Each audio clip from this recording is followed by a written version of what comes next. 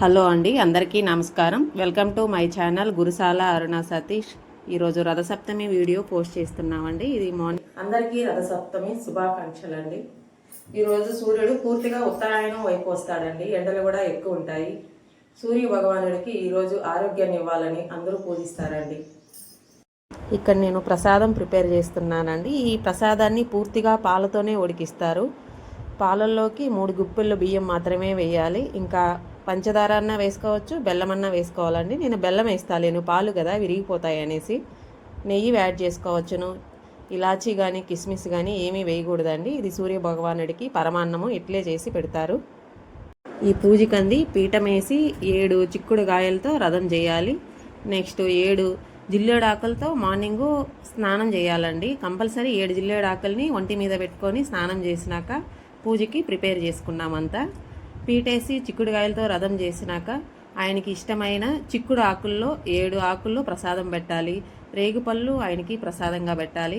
పూజకి నేనంతా ప్రిపేర్ చేసేసినాక మా హస్బెండే పూజ చేస్తున్నారండి. ఆయన్ని మనకి ఆరోగ్యాన్ని ఇవ్వాలనేసి ప్రతి ఇయరు మేము చేస్తామండి. కానీ టెంపుల్కి వెళ్ళే వాళ్ళము. ఈ ఇయర్ టెంపుల్కి వెళ్ళడం కుదరలేదు. ఇంట్లోనే సూర్య భగవానుడికి పూజ చేసుకుంటున్నాము. బాల్కనీలోకి సూర్యకిరణాలు పడతాయండి. అందుకే తులసి చెట్టు పక్కనే పీఠం వేసి ఇక్కడే పూజ చేసుకుంటున్నాము. మేము కర్నూలులో ఉన్నప్పుడు అండి సూర్య భగవానుడికి కర్నూలులో హైదరాబాద్కి వెళ్ళి హైవేలో ఉంటుందండి టెంపుల్. 7 గుర్రాలతో చాలా పెద్దదండి, చాలా బ్యూటిఫుల్గా ఉంటుంది. కర్నూలులో ఉన్న వాళ్ళకి అందరికీ తెలుస్తుందండి సూర్య భగవానుడి టెంపుల్.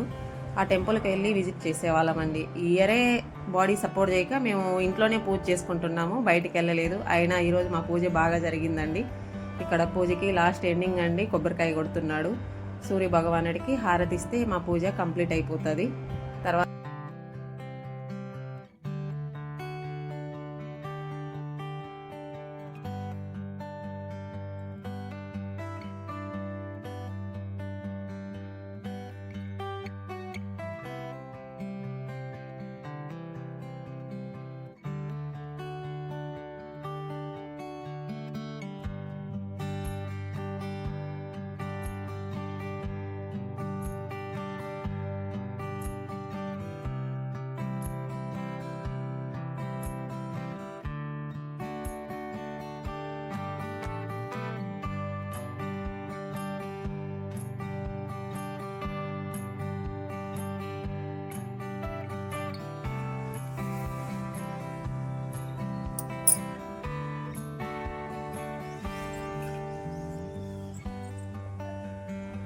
లేదు, సూర్యుడికి దండం పెట్టుకో అబ్బా, డైలీ పెట్టుకోవాలి నువ్వు సూర్యుడికి దండం. కవితక్క రోజు చెప్తారు సూర్య నమస్కారాలు చేయమని.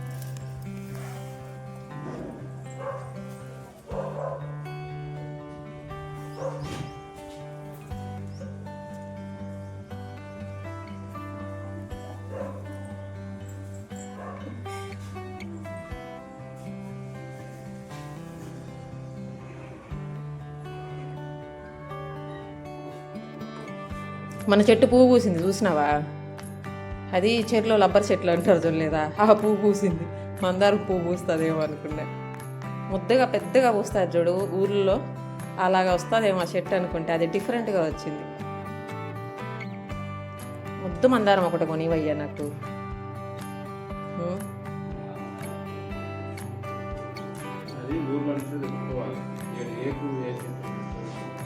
అది కొమ్మ నాడితే ఎప్పుడు వస్తుందో తెలియదు కదా. ఏడైతే నర్సరీలో చెట్టే ఇచ్చేస్తారు కదా,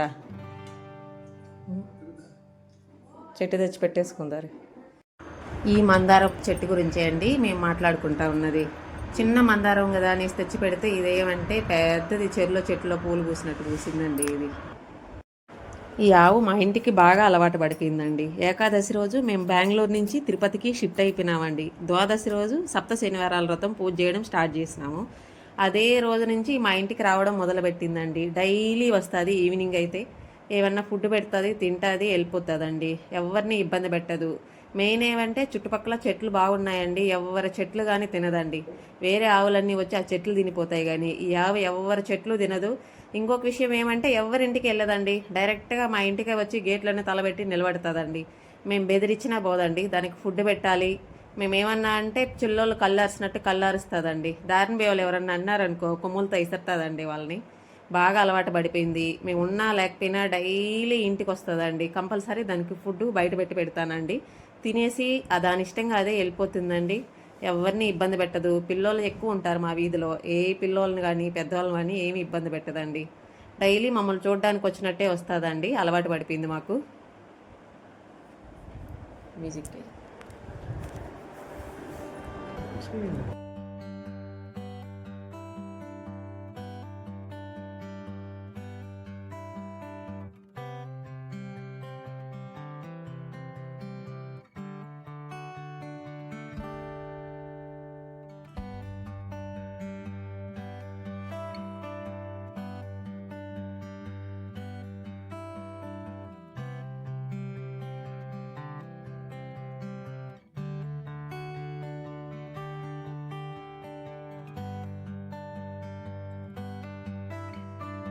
ఒక్క నిమిషం కూడా ఉండేవాళ్ళు. నువ్వు కూడా శ్రీ శ్రీ అని ఒక్క నిమిషం కూడా నీవు కదా. హనీ హనీ హనీ చెప్పి నాకు చెప్పి రాదు. నువ్వే రాసుకో. నీకు చెప్పి రాదా? నేను స్కూల్కి వెళ్తావు. మా వీధిలో చాలా అందంగా బాగా గోలగోలగా ఉంటుందండి. ఈవినింగ్ అయితే ఆల్మోస్ట్ అందరు పిల్లోళ్ళు వీధిలో వచ్చి ఆడతారండి. స్టార్టింగ్ వచ్చి మా పిల్లోడు బయటకు వచ్చి ఆడేవాడు కాదు. లోన్లీగా ఇంట్లోనే టీవీ ఫోన్కి అడిక్ట్ అయిపోయినాడు. ఈ మధ్య బాగా బయటకు వస్తున్నాడు. పిల్లలతో బాగా ఆడుకుంటున్నాడు అండి. ఈ వీడియో చూస్తా అంటే మా చిన్నప్పుడు విషయాలన్నీ గుర్తుకొస్తున్నాయండి. మాది పల్లెటూరు. దీనికన్నా సందడిగా ఆడుకునే వాళ్ళం. ఇప్పుడు తిరిగి మళ్ళీ ఆ ఏజ్కి వెళ్ళిపోతే ఎంత బాగున్నా అన్న ఫీలింగ్ వస్తుందండి వీళ్ళని చూస్తుంటే.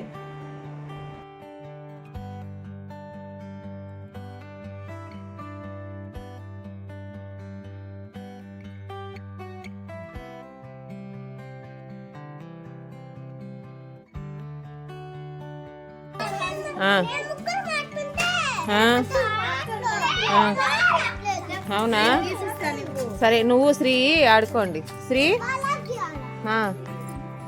లక్కీ దగ్గర ఆడుకో. శ్రీ వచ్చి శ్రీ ఓ కలర్స్ తెచ్చినావా?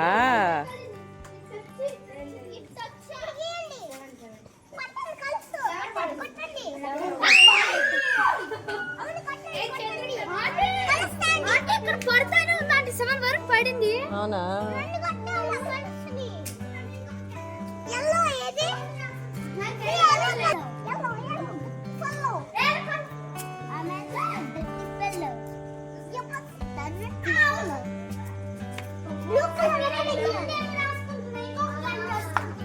శ్రీ ఏం చేస్తున్నావమ్మా? అవునా, ఇంట్లో ముగ్గురాయిలంతా ఎత్తుకొచ్చేస్తే నేను ఎట్లా ముగ్గేసుకోవాలమ్మా? శ్రీ నాకు ముగ్గేసుకునే ముగ్గురాయిలు కదా అవి. రోజు వాడితేనే కదా నేను ముగ్గేసేది.